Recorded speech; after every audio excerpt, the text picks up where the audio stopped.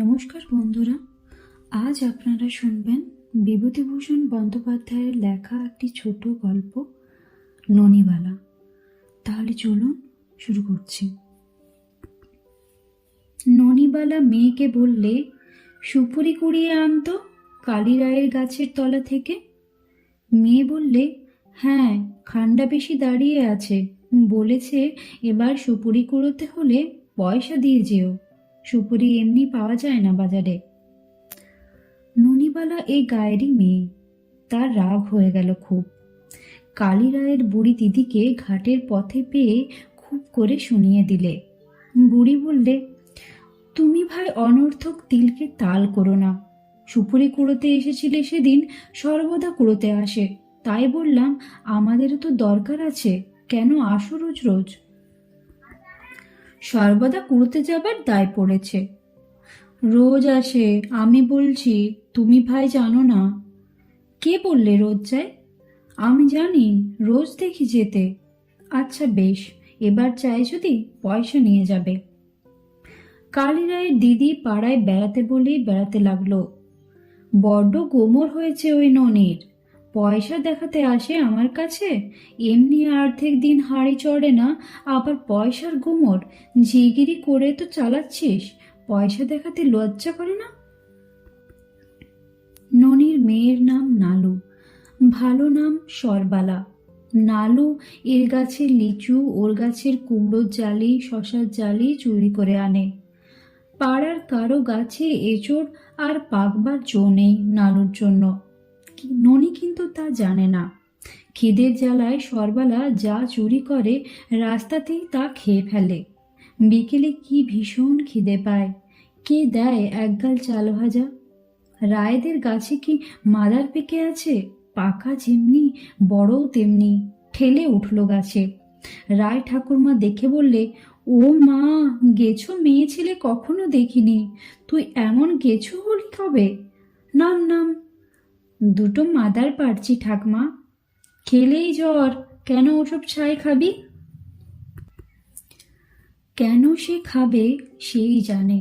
মা ও পাড়ার দামারি কাকার বাড়ি গোয়াল পরিষ্কার করে ও বিচালি কেটে জল তুলে 8টা গরুকে জাপ দেয়। এসব করতে সন্ধ্যের পর মা বাড়ি এসে ভাত রান্না করবে, তবে খেতে দেবে।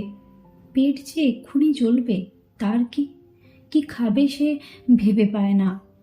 শুধু সে নয়, পল্টু, হাবু, নন্তু, নঙ্কু, রেপু, নেপু সবাই আসে।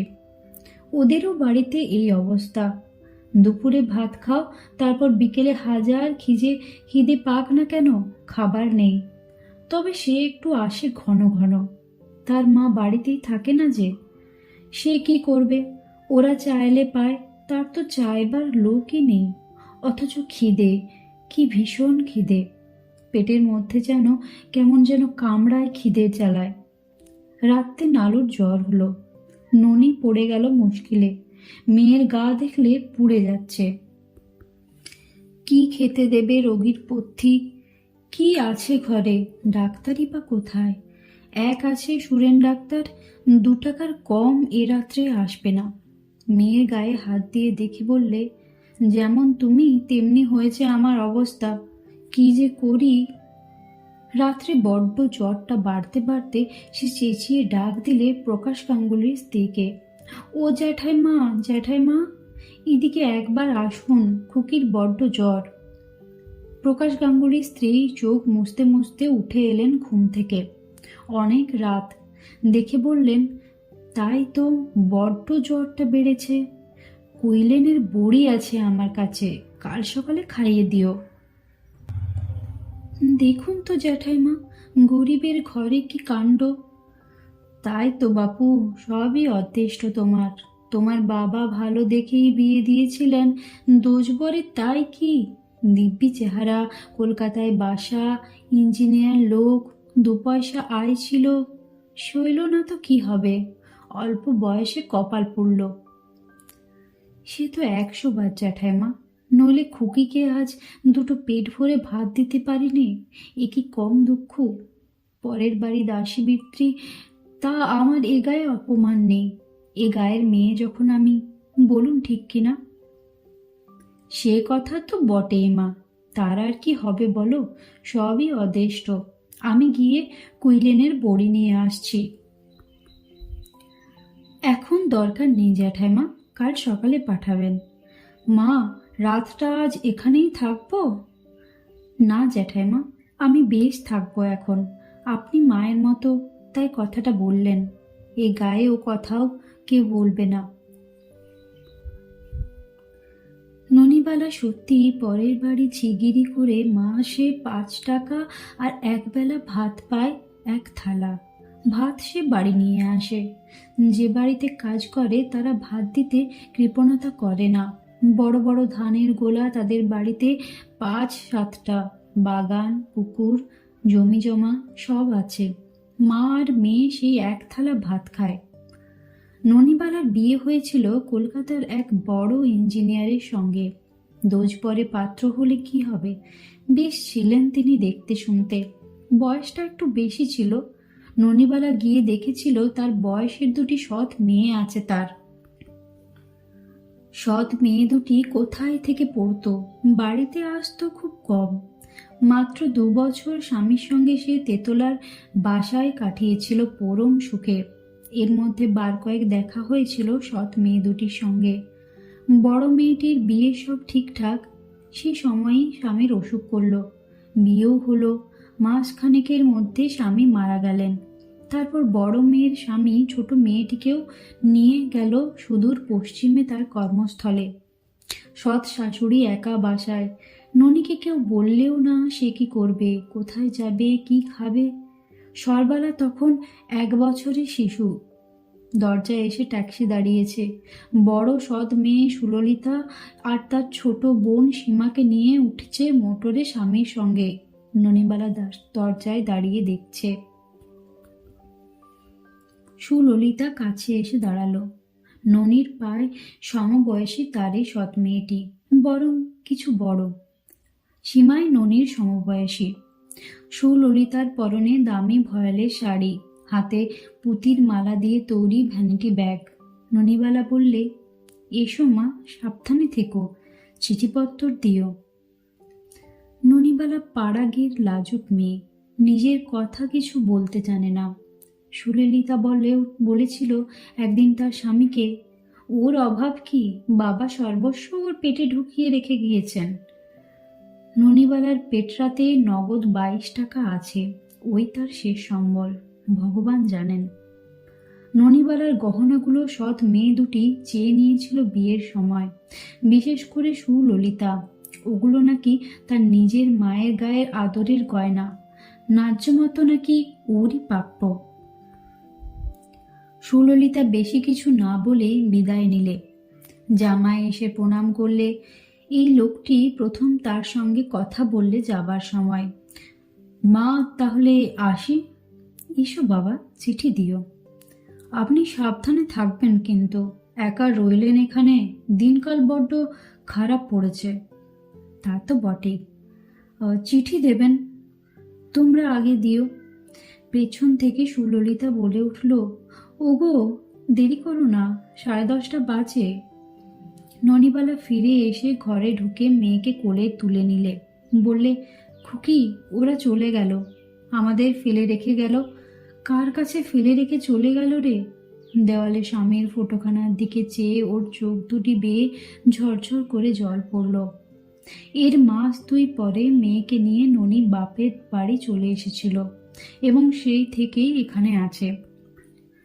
আজ 10 বছর আগেকার কথা এসব। সৎ মেয়েরা কোনো চিঠিপত্র দেয়নি, কোনো খোঁজ খবরও নেয়নি। সরবালা সেরে উঠল না। সেই থেকে রোজ সন্ধ্যার সময় একটু একটু জ্বর হয়। না আছে ওষুধ, না আছে পথ্যি। ননি যখন পরের বাড়ি কাজ করতে যায় তখন সরবালা একাই বাড়িতে বিছানায় শুয়ে থাকে। কোনোদিন জ্বর আসে, কোনোদিন আসে না।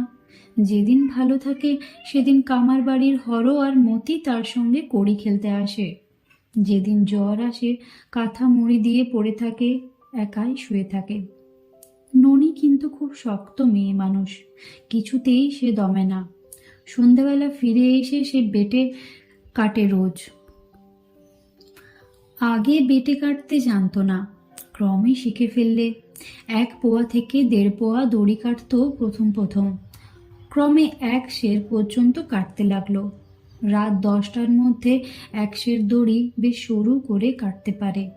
প্রকাশ গাঙ্গুলির স্ত্রী একদিন এসে বললে, বেটে কাটছো মা? বেশ বেশ। শিখেছি জ্যাঠাইমা, কিছু আয় তো করা যায়। কোথায় শিখলি? বাড়িতে। কে আবার শেখাবে? সন্ন্যাসী কাকা বুড়ো বয়সে বেটে কাটতো, তার কাটা দেখেছিলাম অনেক দিন আগে, সেই থেকে শিখছি। সরবালার পা ফুলল, মুখ ফুলল, পুরনো ঘুষঘুষে জ্বর। বললে, এর একটা ব্যবস্থা কর, নইলে খারাপের দিকে যাবে। ননি মেয়েকে সঙ্গে নিয়ে হাসপাতালে একদিন অন্তর যেতে লাগলো। ডাক্তার সাহেবকে বুঝিয়ে বললে মেয়ের রোগের ইতিহাস। মাস 2 ধরে একদিন অন্তর কামাই করবার ফলে চাকুরি গেল ননির। 1 থালা ভাত আসে না, টাকা কটাও গেল। এমন হলো যে খাওয়া জোটে না। সরবালা সেরে উঠেছে একটু, কিন্তু খাবার অভাবে শুধু কাঁচা পেয়ারা খায় হিমি ঠাকুরুনের পেয়ারা তলায় বসে বসে। এর উপর এক নতুন বিপদ বাঁধল। যাদের বাড়িতে ননি ঝিগিরি করত, কাজ ছেড়ে দেওয়ার জন্য তারা খুব চটে গেল। তাদের হাতে গ্রামের কন্ট্রোলের দোকানের কাপড় দেওয়ার ভার। 3 মাসের মধ্যে 1খানা গামছাও তারা দিলে না ননিবালাকে। কত অনুনয় করেও তাদের মন গলানো গেল না। বাইরে বেরোনো যায় না আর কাপড়ের অভাবে। তালির পর তালি লাগিয়ে যতদিন চালানো যায় চলল, আর চলে না এমনি অবস্থায় এসে পৌঁছলো। বিকেলবেলা ননি মেয়েকে বললে, হ্যাঁ রে, বেটের দড়ি কাটতে বসবি? সন্ধ্যের সময় বসবো মা। তেল নেই, অন্ধকারে হবে না, এখন বস, তবু আনা 4 পয়সা হবে সকালবেলা। মা, একটা কথা শুনবে? আমি ঢ্যাপের বিচি আনবো মাদলার বিল থেকে। তুমি ঢ্যাপের খই করতে জানো? খুব জানি। তুই আনতে পারবি? কার সঙ্গে যাবি সেখানে? বিলের জলে কেউটে সাপের আড্ডা। বাগদিদের বউ যাবে আর আমি যাব। বাগদি বউ বলছিল ঢ্যাপের খই খেলে একবেলা কেটে যাবে, রাত্রে আমরা ঢ্যাপের খই খাবো। ননির মুখে দুঃখের হাসি দেখা দিল। তার আদরের মেয়ে আজ তুলে বাগদিদের মেয়ের মতো ঢ্যাপের খই খেয়ে রাত কাটানোর খুশির ব্যাপার বলে মনে করছে। মেয়েকে বললে, নালু, কাউকে বলিস নে যে ঢ্যাপ তুলতে যাবি। এই গায়ে আবার এদিকে নেই ওদিকে আছে কিনা। সরবেলা চলে গেল বাগদি বউ নীলার সঙ্গে। ননি বললে, ও নীলি, দেখিস দিদি, নালু যেন বেশি জলে না যায়, পদ্ম গাছে বড্ড সাপ থাকে। সরবালার মন খুশিতে ভরে উঠল। মাদলার মস্ত বড় বিল পদ্ম আর নাল ফুলের বনে ভরে আছে। নীল আকাশ উপুর হয়ে আছে বিলের উপর। যদিও বর্ষাকাল, আজ আকাশ বেশ পরিষ্কার। শরতের আমেজ আছে রোদ্দুরের গায়ে। বিলের ধারে নরখাগড়ার ছোপে তিতপল্লার ফুল ফুটেছে। বাগদিবউ বললে, নালু, করম চা খাবে মা? আয়, এই ছোপে কত করম চা আছে। খাবো খাবো, তবে নীলি একটা কথা, মাকে কিন্তু বললে খাবো না। করম চা খাওয়ার কথা শুনলে মা বকবে, জ্বর হচ্ছিল কিছুদিন আগে। তবে খেও না মা, থাকবে। না, খাবো। তুই তবে বললি কেন? আমি ঠিক খাবো। 1 মুঠো ডাসা করম চা চিবোতে চিবোতে নালু ও নীলি নদীর ধারে এসে দাঁড়ালো। নালু তো অবাক। কত বড় বিলটা, কত পদ্ম ফুটে আছে। ওপারে ওরা কি করছে? মাছ ধরছে? কি মাছ? কই, মাগুর? নালু ডাক দিয়ে বললে, কি দর ও জেলে কাকা? মাছ নেবা খোকে? দর বলো না। বাছা বাছা বিলির কই 3 টাকা শয়ের, আর মাগুর মাছ 3.5 টাকা। দাম শুনে কিনবার বাসনা উবে গেল সরবালার। বাপ রে, মাসে মা মোটে 5 টাকা মাইনে পেত, আমি কিনবো কিনা 3 টাকা সের মাছ। সে 5 টাকাও আজকাল আর পায় না। হঠাৎ বাগদি বউ বললে, নালু মা, মাছ ধরবে? তুমি তুমি আর আমি একজনের কাপড় খুলতে হবে। তুই ছেলে মানুষ, কাপড় খুলে ফেল যা। কে দেখছে? কোনো লোক নেই এদিক রে, বিল আর মাঠ। নালুর কাপড় খুলে দিয়ে বাগদি বউ ওকে জলে নামালে। ছাকা দিয়ে দুজনে মাছ ধরতে লাগলো। পদ্ম গাছের তলায় আর শ্যাওলার দামের মধ্যে বৃথা পরিশ্রম। ৮ ঘন্টা জলকাদায় মাখায় সার হলো। সন্ধ্যা হওয়ার দেরি নেই। বকের দল ছায়াভরা নীল আকাশের গা বেয়ে পাল্লার বড় বিলের দিকে চলেছে। বিলের উত্তর পাড়ে বন জাম গাছের ডালে ডালে কালো বাদুড় ঝুলছে। ঘুংরি পোকা ঘুর শব্দ করে ডাক শুরু করে দিয়েছে ঘাসের বনে। নাড়ু বললে, চল নীলি, মা বকবে। এমন সময় তার পায়ের তলায় পদ্মবনের মধ্যে কি একটা জিনিস পিছলে গেল। সেটাকে পা দিয়ে চেপে ধরেছিল অন্যমনস্ক হয়ে। চোখের পলকে নালু চেঁচিয়ে বলল, সাপ সাপ, আমাকে খেয়ে ফেললে, ও মা, উ হু হু। নীলি লাফিয়ে এলো ওর কাছে। ভয় কি, ভয় কি, কোথায় সাপ?